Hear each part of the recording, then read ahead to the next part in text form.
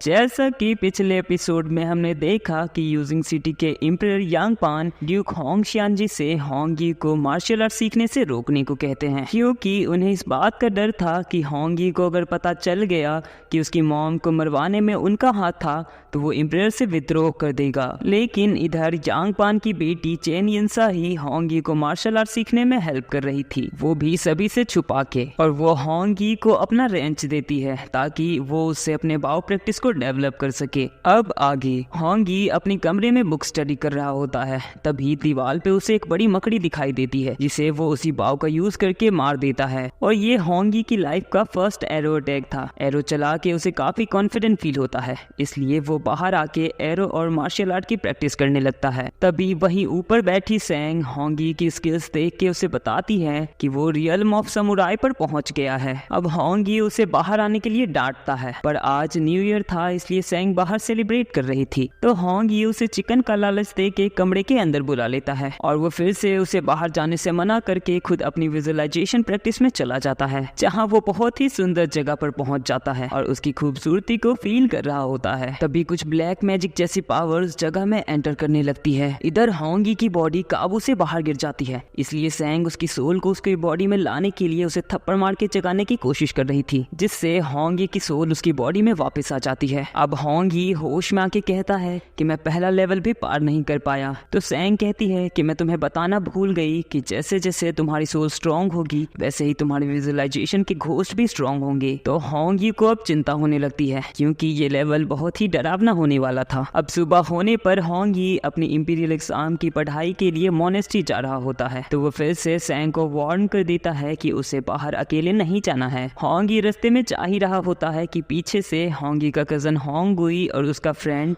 होंगी को मारने के लिए उसके तरफ बढ़ रहे होते हैं, जिसमें होंगुई का फ्रेंड तेजी से अपने घोड़े के साथ आगे आके होंगी पे हंटर रोप से अटैक करता है, जिसे होंगी डिफेंड करते हुए उसे एक पावर पंच मारता है, जिसकी वजह से वो घोड़ा और वो बंदा दोनों ही चित हो जाते हैं। तो वहाँ मौजूद सभी लोग शॉक हो जाते हैं ये देख के, क्योंकि उन्हें ये जानकारी थी कि होंगी को मार्शल आर्ट जरा भी नहीं आता, बस वो पोएट्री और पढ़ाई किया करता था। होंगी का उसे मारने का कोई इरादा नहीं था, पर उसकी मार्शल आर्ट प्रैक्टिसेस ने उसके गट्स को बढ़ा दिया था, इसलिए वो खुद को रोक नहीं पाया। तभी वहाँ होंगुई पहुंचता है और वो भी ये देख के शॉक हो जाता है, क्योंकि उसे भी यही लगता था कि होंगी एक डरपोक और कमजोर स्कॉलर है। ये देख के गुस्से में आया होंगुई अपनी हंटर से होंगी पे अटैक करता है, तो होंगी भी उस हंटर को खींच के उसके पैर को पकड़ के उसे उल्टा घुमा के गिरा देता है। तो होंगुई के सभी सर्वेंट होंगी को घेर लेते हैं, लेकिन होंगुई का दोस्त उन सभी को वहां से लेके चला जाता है, क्योंकि उसने होंगी की पावर पंच का स्वाद जो चखा था। अब होंगी क्लास में अपनी इंपीरियल एग्जाम की स्टडीज कर रहा था, तभी कुछ सैनिक होंगी के लिए जाओ मैडम का बुलावा लेके आते हैं, जो कि यूजिंग सिटी की ही जूनियर ड्यूक है। तो होंगी गार्ड से कहता है कि आज मेरी एक फ्रेंड ड्यूक मेंशन देखने आ रही है। तो वो गार्ड हंसी उड़ाते हुए कहते हैं कि आपको नहीं पता,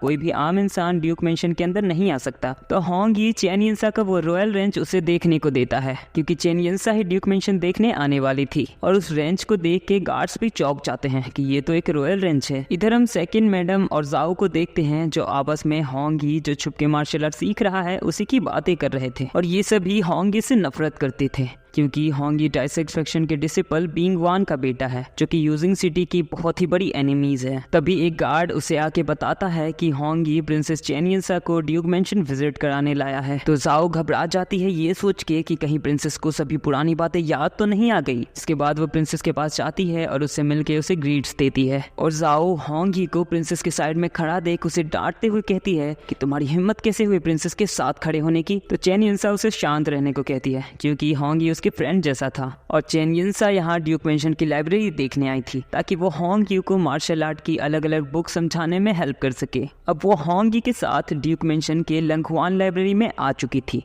जहां वो उसे स्पिरिचुअल टर्टल ब्रीथिंग टेक्निक की बुक देते हुए बताती है कि ये एक ब्रीदिंग मेथड की बेसिक बुक है और मार्शल आर्ट में एक गुड ब्रीदिंग होना बहुत ही जरूरी है, इसलिए होंगी को ये पढ़नी चाहिए। चेन यिनसा कहती है कि इंपीरियल एग्जाम के बाद जल्द से जल्द तुम यूजिंग सिटी को छोड़ के चले जाना। अब इस बात को होंगी समझ नहीं पाता है, इसलिए वो चेन यिनसा से इसका कारण पूछता है। चेन यिनसा कहती है कि तुम्हारे छुप के प्रैक्टिस करने से बहुत लोग तुम्हारे खिलाफ हो जाएंगे और तुम्हें पनिश करेंगे, और उनमें से सबसे आगे तुम्हारे फादर होंग शियानजी ही होंगे। तो तो होंग यू को समझ नहीं आता कि आखिर उसके पिता उसके साथ ऐसा क्यों करेंगे, क्योंकि होंग शियानजी ने होंग यू को ऐसा बताया था कि उसकी मॉम की हत्या डाइसिंग फ्रैक्शन के ही लोगों ने किया है। अब चैन यिनसा उसे वहाँ एक पेंटिंग दिखाते हुए कहती है कि अगर वो इस पेंटिंग को समझ जाएगा तो उसके सारे सवालों के जवाब उसे खुद मिल जाएंगे। तो होंग यू उस पेंटिंग को समझने की कोशिश करता है, लेकिन जैसे ही वो पेंटिंग को देखता है उसके अंदर कुछ पावर्स जाने लगती है, जिसकी वजह से होंग यू का डे वॉकिंग सोल सक्सेस हो जाता है। तो चैन यिनसा उसकी डे वॉकिंग सोल को देख के उसकी तारीफ करती है। तो होंग यू थोड़ा शॉक हो जाता है ये जान के कि चैन यिनसा उसकी सोल देख सकती है, क्योंकि वो खुद भी एक सोल कल्टीवेटर है।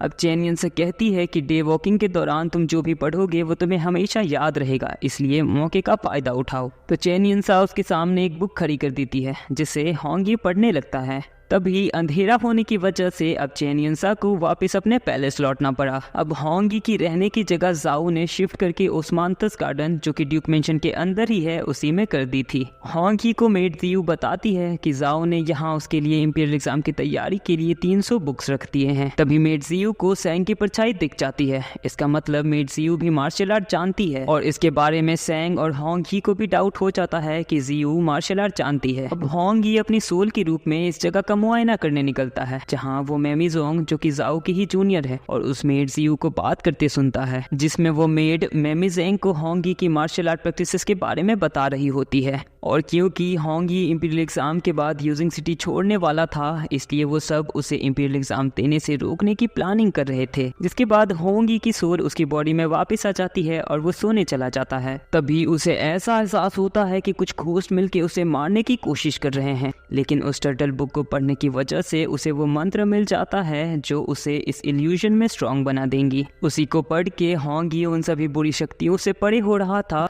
तभी उसके इल्यूजन में मेमी जेंग की सोल उसे मारने की कोशिश करती है, पर होंग यू डरे बिना उसे भी मंत्र से दूर कर देता है, जिसकी वजह से यहाँ रियलिटी में मेमी जोंग इंजर्ड हो जाती है, क्योंकि उसकी सोल हर्ट हो चुकी थी। अब होंग यू की सोल बाहर निकलती है, तभी उसे मेमी जोंग की सोल जख्मी हालत में दिखती है। उसकी सोल इंजर्ड होने के बावजूद भी होंग यू को मारने के लिए किंग ऑफ यक्षक नाम के दानव में बदल जाती है और होंग यू पे अटैक करने लगती है। तो होंग यू उस टर्टल मार्शल बुक के लिखे गए टेक्निक्स को मेमोराइज करने लगता है। तो उसे पता चलता है कि इसे हराने के लिए इसके सामने स्ट्रॉन्ग प्रिटेंड करना होगा। तो होंग यू अपनी पाम और साथ ही कुछ मंत्र के साथ उसे दबाने लगता है, और उसकी पावर और मंत्र से वो मॉन्स्टर यक्षक खत्म हो जाता है। अब जब सुबह जाओ मेमी जेंग की ऐसी हालत देखती है, तो वो डॉक्टर को चेकअप करने के लिए बुलाती है। तो डॉक्टर भी जवाब दे देता है कि इसकी सांसें तो चल रही है, पर ये जिंदा नहीं है। तभी सर्वेंट स्टेवार्ड जाओ को आके बताता है कि ड्यूक होंग शियानजी एम्परर यांग पान से इसके बारे में बात करेंगे। तो अब जाओ सभी सर्वेंट्स को